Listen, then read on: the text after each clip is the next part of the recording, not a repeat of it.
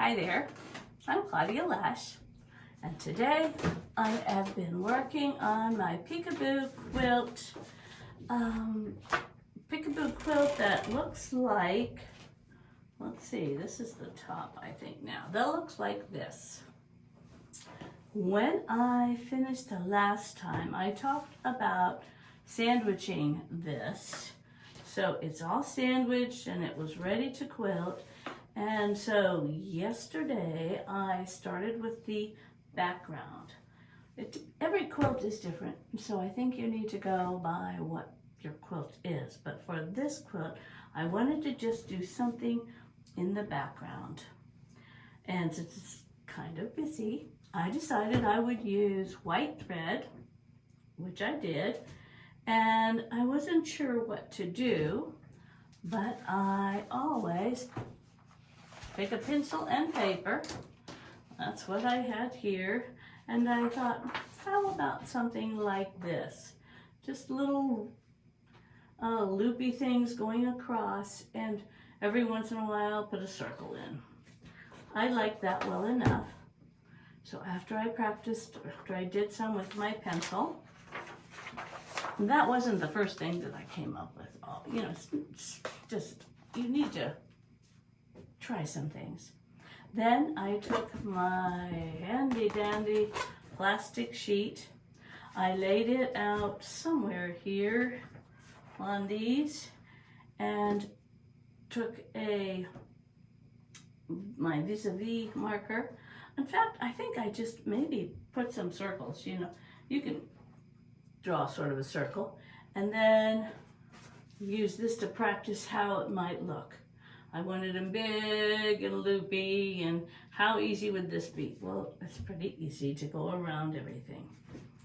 So I checked my thread, decided white thread would be fine. Anything too much would just complicate. I don't need that. So I did the background. The background has been, and you might be able to see the quilting a little better back here on the back. And it's not the best. I did go around each of the circles as I got to them. I just went around them and then moved on. So I think that helps. And now I'm ready to do the circles inside. For those, I'm going to do something, and each one probably a little bit different. If you look at this right here, and or this one over here, I'll take this down so you can see it maybe a little bit better. I decided I wanted different things in each circle. So this one has like a circle with some petals on the side. This is just some, well, sort of a loopy letter, a loopy design. Here are circles off to one side. Everything is just a little different. So when I go to plan that, I usually do this. I take a circle, draw a little circle, and sometimes it doesn't have to be perfect. I draw it with my pencil, and I might try, well, how about these offset circles? How about if I try some circle in the middle and then some things going out? For these the bigger circles, they need to have a little bit more in them. So there's a lot that you can do. But what I always do is I try it on my paper first. If I try it on the paper and I like it, then I might take my thread, whatever thread I'm using, and try it on a practice piece. So paper first, and you can use this too. This you can lay right. You have to wash off the circle there. Wash it off what's on there, and then just lay this on one of your circles. And if you have something about that size, so I can just, well, let me see. What if I wanted to put a circle in the middle and then bumps around it like this. Okay, well I need to add a little bit more, some more bumps around so that it sort of looks like a rose. Once you've practiced here, once you have practiced with your paper, then always go to your machine practice thing, and then I'm ready to do it on the real thing. I'm not that great at this.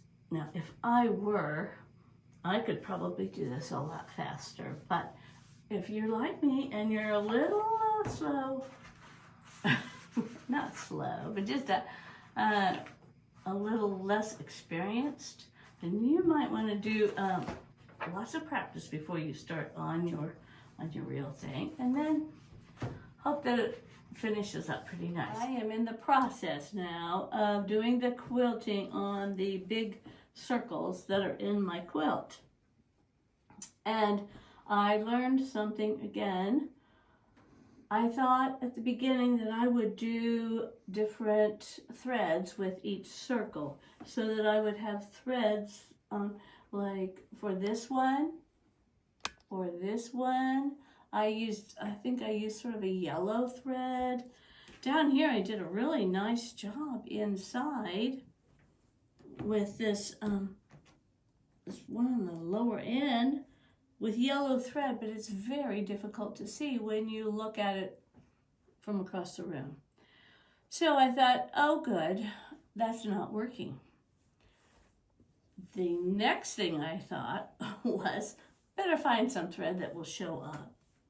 Here are 4 that I have done since that. This one, which sort of looks like the one at the bottom. And then here's some circles. Here are some long lines. This is sort of, I don't know what this is, sort of swirly flowers. And they are all done with black thread. Doesn't make any difference to me on my, quilting. It's a little easier because I don't have to change thread every time I move to a different place. I'm not sure. I am going to do the rest of these that are not done with black thread. And I'm not sure what I'm going to do with the ones that I started in yellow. I may go over them with black thread just so they can be seen. I am still doing the practicing, doing a lot of, here are some of my practice pages. So each of these circles, take some time to decide what I'm going to do. Look at how many little flowers I might do on one of them. Each of them takes time, and that's okay. It's fun to do. I wanted you to see that sometimes, even with the best intentions, we have to change our mind and go back. You want something that's going to show up after you do the work to do the quilting. So think about that when you are getting ready to quilt any circles inside. Hope that helps.